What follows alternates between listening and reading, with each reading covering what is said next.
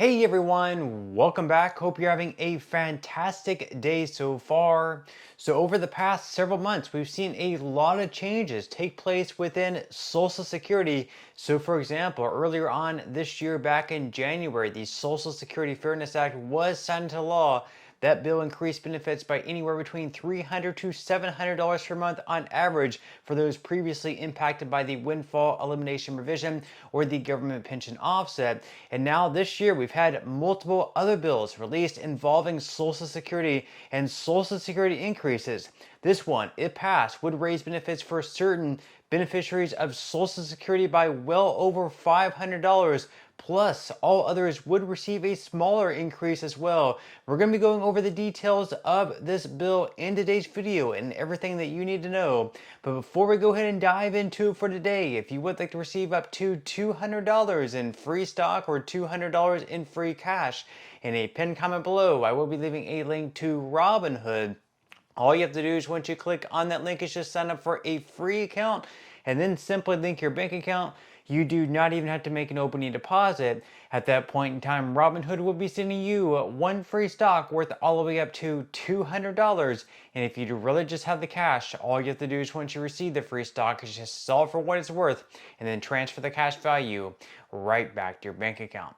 Okay, so diving right into it for today. So once again, we've seen a lot of huge changes take place within Social Security over the past several months, with the biggest one, of course, being that huge Social Security bill, the Social Security Fairness Act, that was signed into law back in January. Once again, that increased benefits by anywhere between $300 to $700 per month on average, with some people actually receiving well over $1,000. And now this year, we've had several other bills released in Congress related to Social Security as well. The most recent one would increase benefits for certain beneficiaries by well over $500 per month, although it would also include an across-the-board benefit increase for all others as well. We're going to be watching this video here by John Larson, who is the main sponsor of this bill. He's going to be discussing it, and then we're going to come back to talk about everything that is included in the bill. Let's go ahead and roll the clip. Mr. Speaker, I rise today to talk about Social Security,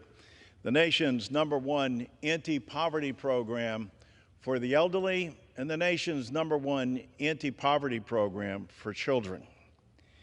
Every member of this 435 body is impacted by Social Security.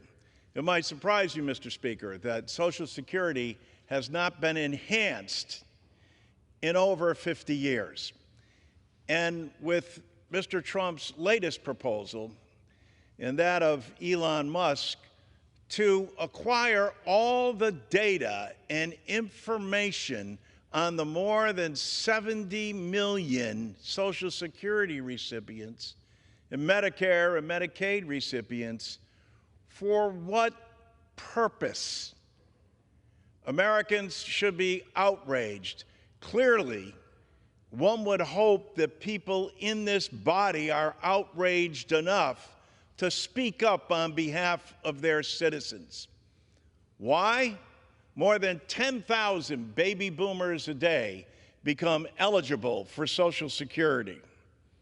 More than 70 million people across this nation receive Social Security, a governmental insurance program that's never missed a payment, and yet Congress hasn't enhanced the program in over 50 years.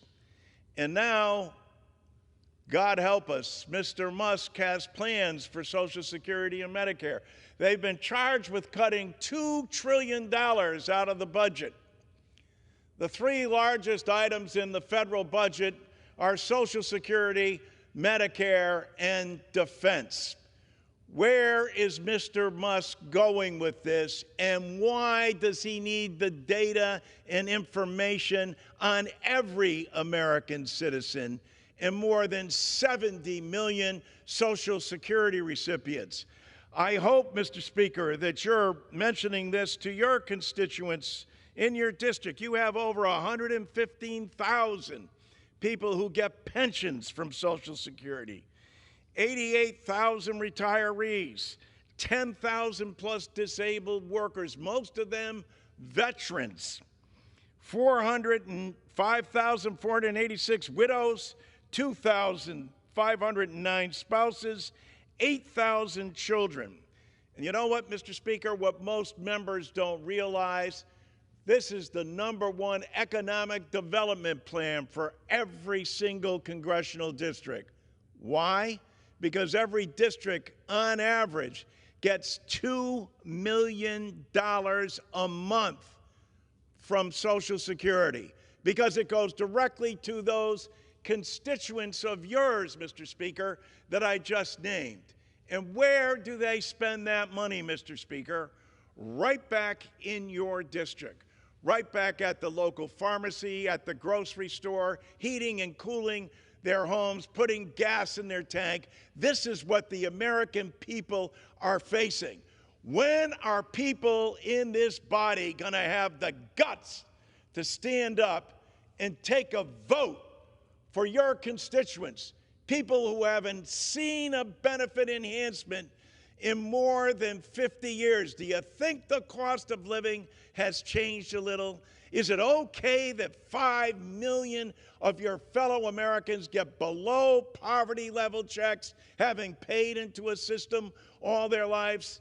Is it okay that most of them are women because they've spent time in the workforce taking care of their children, and when they were in the workforce were earning less? Rise up, America. Rise up, Mr. Speaker, and join us in saying, let's have a vote. Let's send what our constituents need. We haven't done the job in more than 50 years. Now's the time to act. Mr. Trump says that he's going to cut benefits. He's going to make sure he eliminates taxes on Social Security. Another major problem. Of course, we have that in a bill that's before this body to do that, but the difference is we pay for it. Mr. Musk and Mr. Trump don't want to pay for it, because what they want to do with that money is provide another tax break for the wealthy on the backs of everyday working Americans who have done this throughout their lifetime. Okay, so before we get into the main benefits of this bill, what it all includes, including that $500 per month boost, leave your thoughts and comments below. What do you think about John Larson's bill? Are you for it? Are you against it? Leave your thoughts and comments below. But let's go ahead and pull up the bill up on the screen right now. So the Social Security 2100 Act increases benefits. You can see all the benefits there up on the screen. So first off, it is going to boost benefits by about 2% of the average benefit. So across the board, it is going to increase benefits for everyone by 2%. That's a nice little extra cost of living adjustment boost pretty much there. Also, it's going to protect against inflation. So they're going to improve the annual cost of living adjustment formula to better reflect the cost incurred by seniors through adopting a CPIE formula. Now, year on year, usually CPIE is a little bit larger than CPIW. CPIW is what they use now. Moving it over to CPIE would make the cost of living adjustments a little bit higher each and every year. Additionally, it's going to protect low-income workers, so no one who paid into the system over a lifetime should retire into poverty. The new minimum benefit will be set at 25% above the federal poverty line and would be tied to wage levels to ensure that the minimum benefit does not fall behind. Now this year in 2025, the special minimum benefit is right around $1,093 per month. And then as far as the federal poverty line goes, this year the annual poverty line wage is $15,650. So basically if we take the $15,650 and we multiply that by 1.25, so 25% above the federal poverty line, we get $1,630 over a monthly basis.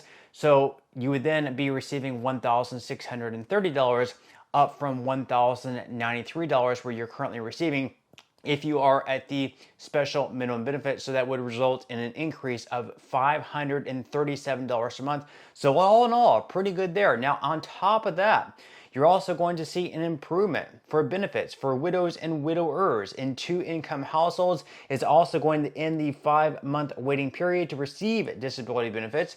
Additionally, it's going to provide caregiver credits to ensure that caregivers are not penalized in retirement for taking time out of the workforce to care for children or other dependents. So if you're a new mom and you were working before getting pregnant and during your pregnancy, and you took maybe a year or two off to take care of your kids, you won't be punished by that. You're going to receive credits during that time as well. And it's also going to extend benefits for students up to age 26. And finally, it's going to increase access to benefits for children who live with grandparents or other relatives. And then as far as how they're going to pay for all these benefit increases, well, put simply, they're going to lift the cap in which you pay the FICA Social Security tax. So right now in the year 2025, you only pay the Social Security tax on the first $170,000 or so that you earn. They're going to lift that cap for anyone who earns above $400,000 per year. So basically, you're going to be paying taxes on the first $170,000 you earn.